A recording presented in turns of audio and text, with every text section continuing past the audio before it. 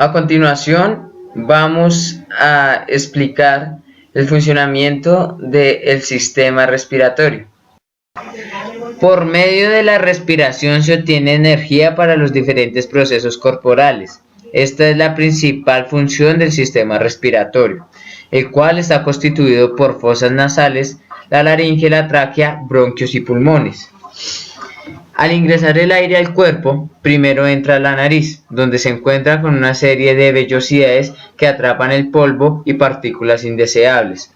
Después de esto, el aire se encuentra con unas paredes húmedas donde quedan detenidos todos los gérmenes camuflados en el aire. Después se dirige a la laringe, que tiene paredes húmedas.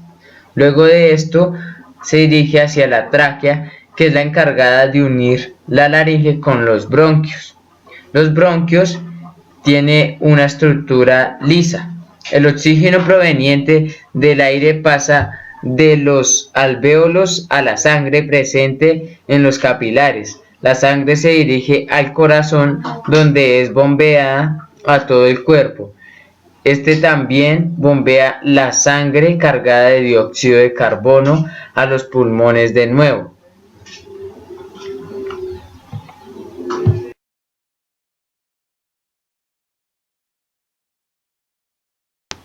Los pulmones son los encargados del intercambio gaseoso y la eliminación de sustancias patógenas incorporadas en el ambiente.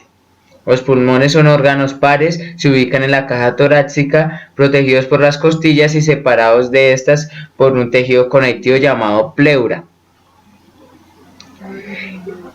Estos están constituidos por pequeñas estructuras llamadas alvéolos que establecen una estrecha relación con los capilares sanguíneos. El diafragma es un músculo abdominal muy importante que se involucra con los pulmones, haciendo que estos puedan aumentar su capacidad. Espero que en este video todos los temas que hemos expuesto fueran quedado claros. Muchas gracias. Hola, yo soy Edwin Cortés, de entrenamiento deportivo de la sede CBA del SENA, ficha 81 36 52A. En este momento vamos a ver la respiración celular. Entonces, a continuación vamos a ver un video y la explicación del tema. ¿Cómo transformar una mascada de alimento en un químico que una célula puede reconocer para usar como energía? El primer paso es alterar el alimento en sus compuestos químicos que lo componen y luego ingresan a las moléculas de la célula. Este proceso es llamado digestión. Una vez dentro de las células empieza el proceso de transformar esa mascada de alimento en energía útil mediante la respiración celular. El proceso de digestión tiene como resultado que carbohidratos y otras moléculas sean removidas del alimento consumido y transportadas al torrente sanguíneo. Desde aquí los nutrientes como el carbohidrato glucosa abandonan la sangre a través de la pared de los capilares sanguíneos y entran a los tejidos celulares. Una vez en el interior de la célula, la respiración oxidará completamente a la molécula de glucosa, liberando electrones de alta energía. El objetivo general es sintetizar ATP, que luego pasa a la mayoría de las células. La respiración de la glucólisis se realiza en 4 etapas. Primero, la glucólisis literalmente significa romper azúcar. Y es el primer paso de la respiración celular. Ocurre en el citoplasma de la célula. La glucólisis consta de 2 fases distintas, una fase de gasto energético y una fase de generación de energía. En la fase de gasto de energía, 2 moléculas de ATP transfieren energía a la molécula de glucosa, formando una molécula de glucosa difosfato de 6 carbonos. Esta molécula se divide y comienza la fase de generación de energía. Durante esta fase, las dos moléculas de 3 carbonos son convertidas en piruvato y se forma ATP.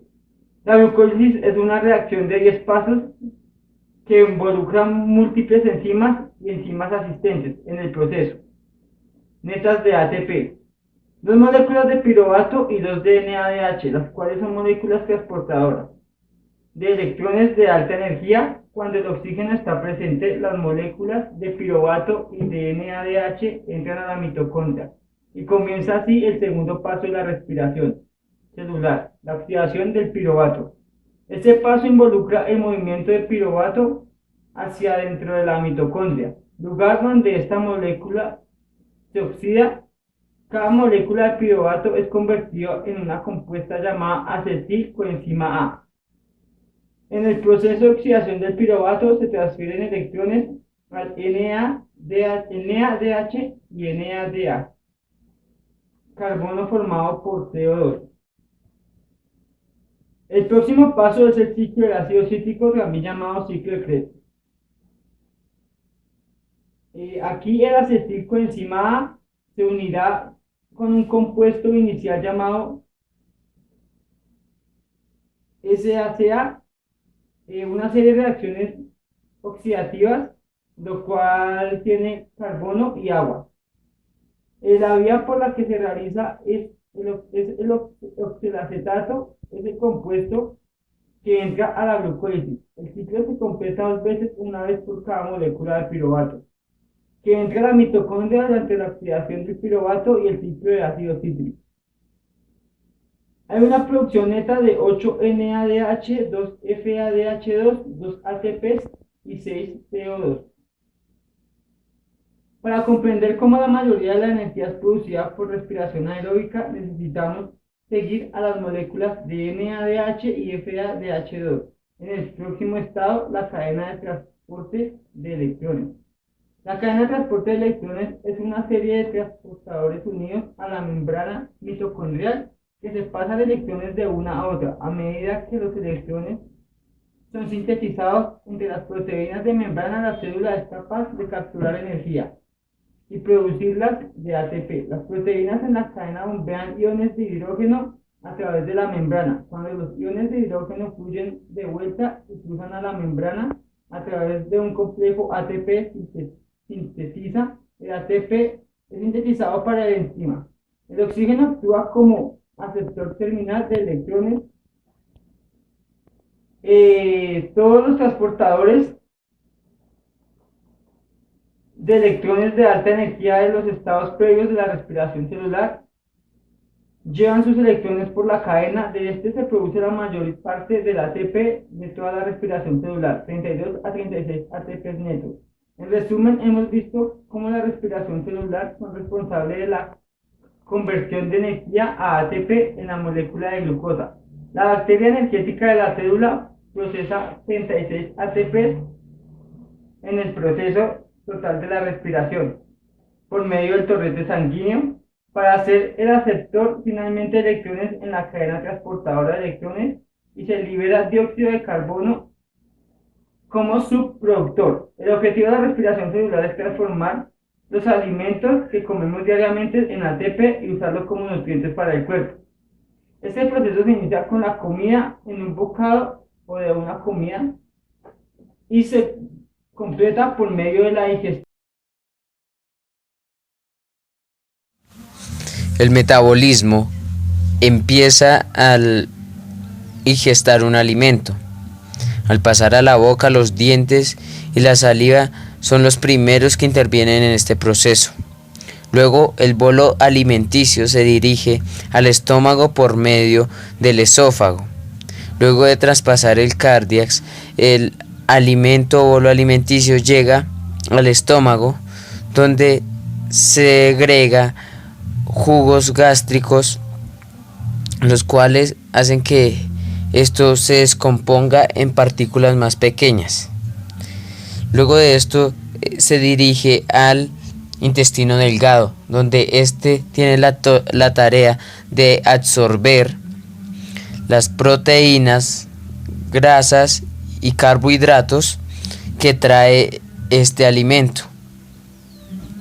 Luego, esto es convertido en glucosa, lo cual busca dirigirse a una célula que necesita energía, pero la única forma de que la glucosa pueda entrar a la célula es con la ayuda de la insulina que segrega el páncreas. Luego que la insulina es segregada, recoge la glucosa, la lleva al músculo, a los miofilamentos, miofibrillas, al sarcómero, donde se produce la respiración celular. Al llegar la insulina a la célula, esta manda unas señales a la célula que dicen que debe abrir sus transportadores de glucosa. Luego de activar los transportadores, la glucosa puede traspasar las paredes de la célula y así entrar en ella. Esta trae ATP o energía. Luego se dirige al sarcoplasma para producirse la glucólisis. La liberación de energía comienza en la glucosa de 6 carbonos, dividiéndola en 2 de piruvato que tiene 3 carbonos. Aquí 2 moléculas de ATP se sintetizan y requieren de enzimas para convertirse de un reactante a producto. La primera reacción, la fosforilación, un grupo de fosfatos de ATP se transfiere a la glucosa produciendo glucosa fosfato y ADP. Segunda reacción, glucosa fosfato. Encuentra una enzima para convertirse en fructosa fosfato. Luego sigue la tercera reacción, la fructosa fosfato reacciona al encontrar un ATP y se convierte en fructosa disfosfato. Sigue la cuarta reacción, fructosa disfosfato dividida en 2 moléculas de 3 carbonos, DHAP y PGAL, para pasar a la quinta reacción, en que el DHAP mediante una enzima se convierte en un PGAL2. En la sexta reacción, un NAD+ fija solo una molécula de PGAL. El NAD+ escoge 2 electrones de un ion de hidrógeno, su producto formando un DPGA. En la séptima reacción, una molécula de DPGA más un ADP que forman ATP.